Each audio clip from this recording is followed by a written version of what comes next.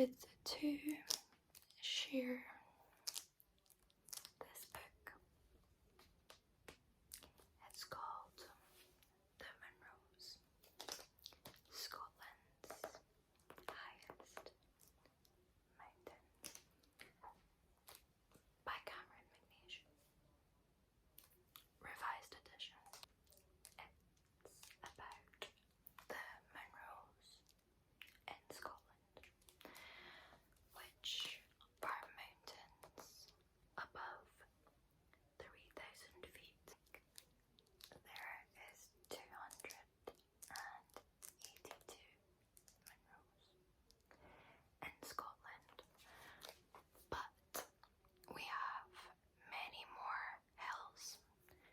The ones below a Munro are called Corbets. Corbets, Corbets, Corbets. I enjoy hill walking, Munro bagging, and hiking very much. It's one of my favourite things to do. And this book is a guide to all of the mountains or Munros in Scotland, and it has route plans, and maps and pictures, and it even has a little checklist at the start so that you can tick off each mountain that you climb. Someone very lovely gifted it to me 2 years ago when I climbed my first Munro. So it's called the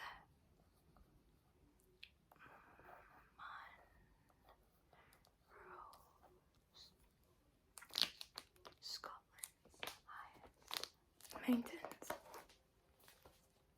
Okay, so here we have a map of Scotland. The mountainous regions start from around Stirlingshire, which is north of Glasgow and Edinburgh. And then there's some Munros on Skye. Those ones are very, very beautiful, but pretty difficult to climb. And there's one more on an island. Yep, there is Banmore on the Isle of Mull. So, the Munros, the 282 mountains in Scotland over 3,000 feet, which is 914 metres in height, are enjoying an unprecedented popularity. Since the centenary of Munro's tables, the list of 3,000 feet mountains, first compiled in 1891 by Sir Hugh Munro, it has become fashionable to climb the hills, with an increasing number of people stoically taking their way through the list. And here's the checklist with all of the Munro heights. But here's one that I did.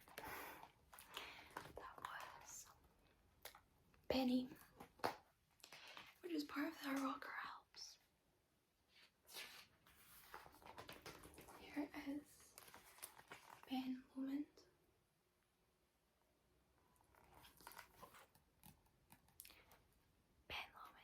And the Arrochar Alps. I think I say that correctly.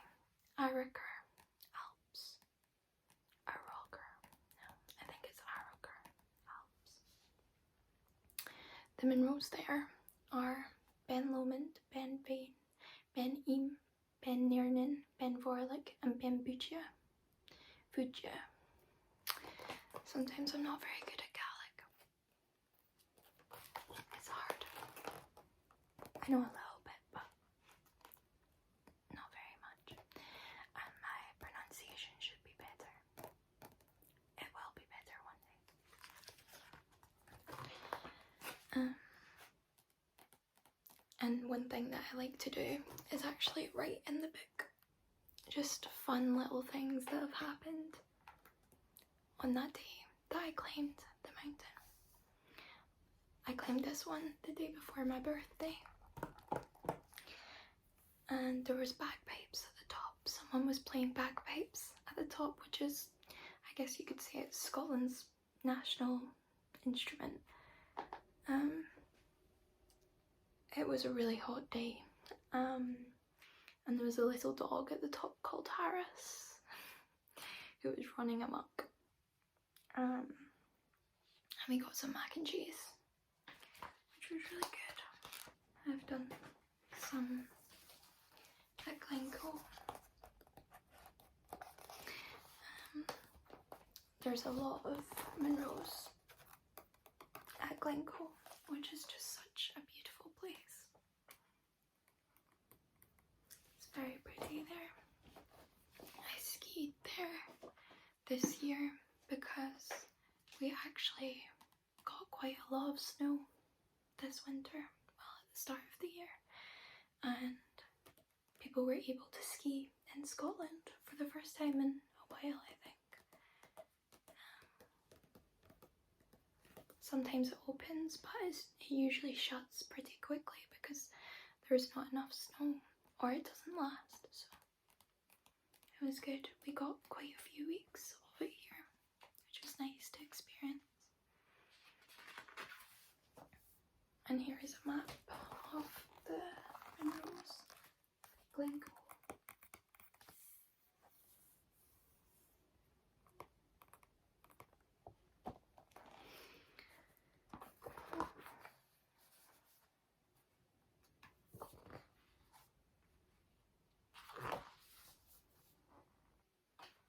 The Cairngorms are lovely.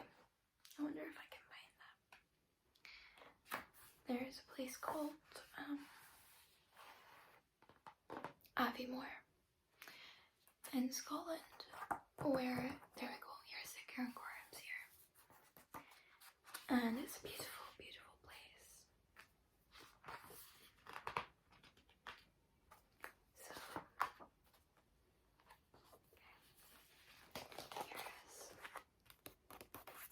here's the northern Cairngorms.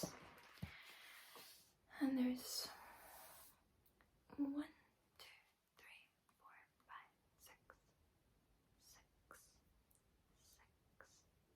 Munros in the northern Cairngorms.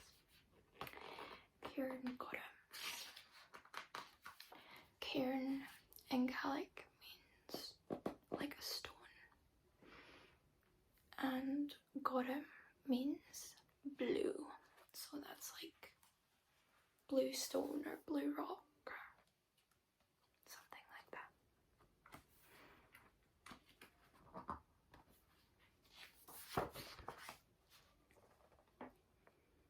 Here are some more pictures that you can see, and a little map.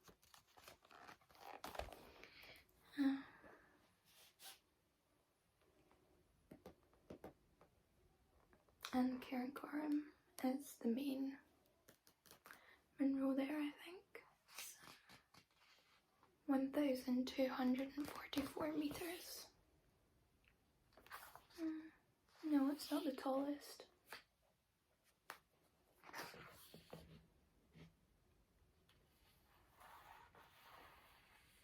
The tallest is Breiriach, and that's 1,296 meters.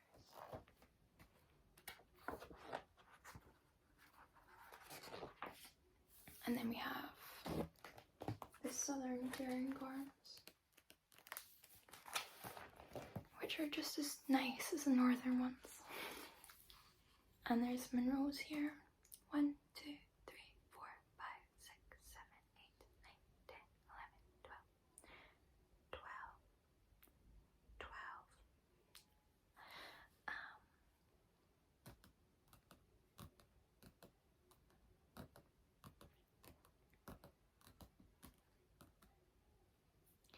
In 1995, the National Trust for Scotland, with the help of National Lottery money, bought the Mar Lodge estate in the Cairngorms, an estate which contains the vast majority of the Munros in this section. This purchase highlights the significance of this area, arguably the most important mountain landscape in Britain. And there's one here called the Devil's Point. Sounds scary. Hill walking isn't scary, but you always have to be prepared. A lot of people just kind of wing it, but you have to be prepared when you're climbing mountains because so many things can happen, like the weather can change or you might run out of phone battery, so you always have to have a map or a compass. And lots of food and water and layers, especially in Scotland because it can get very, very cold.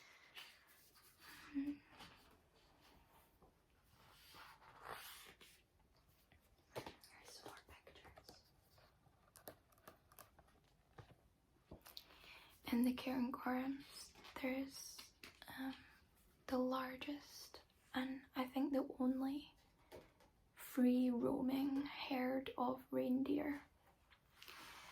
And last year for my birthday, I went there and I got to feed the reindeer, which was really nice. It was cool. They're very fluffy and very gentle too.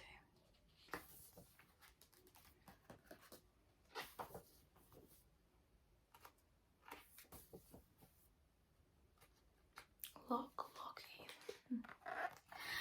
We have a place I love in Scotland called Lofi. It's quite funny.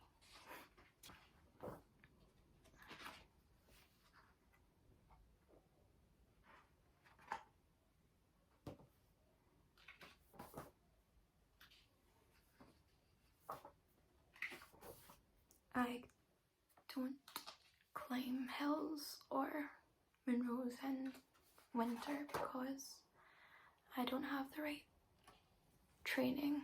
I don't have my winter skills training and I don't really have the right equipment, but I'm hoping maybe this year I could get winter skills trained because I really love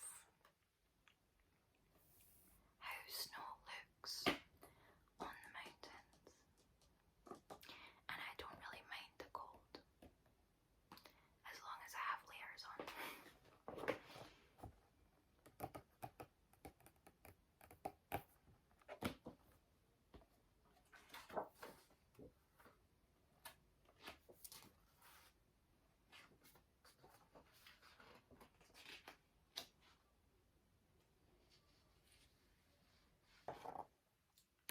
The Munros in Skye.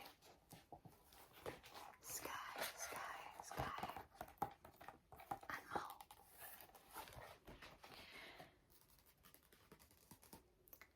There's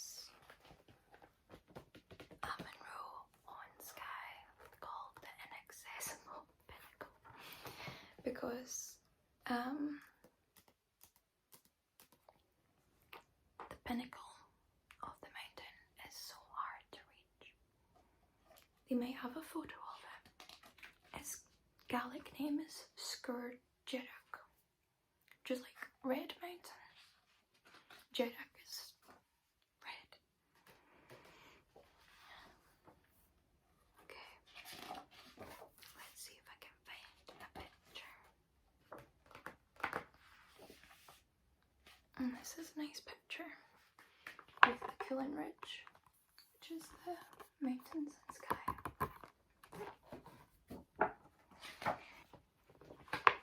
This is a picture of the inaccessible pinnacle, but it's quite hard to see. I mean, you can see that it's very jagged.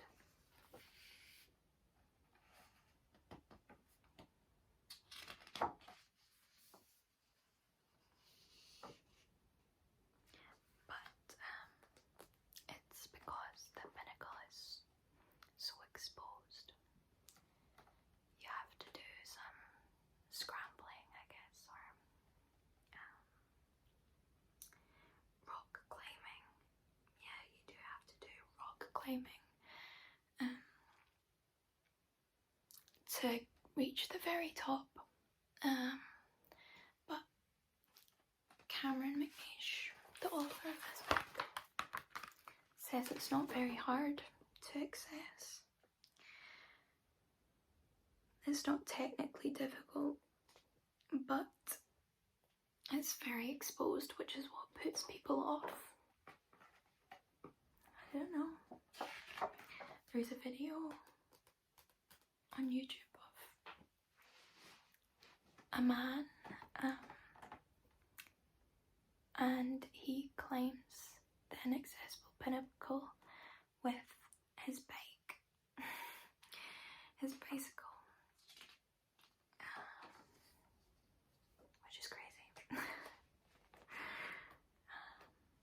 yeah, there's just a lot of pictures of mountains and maps.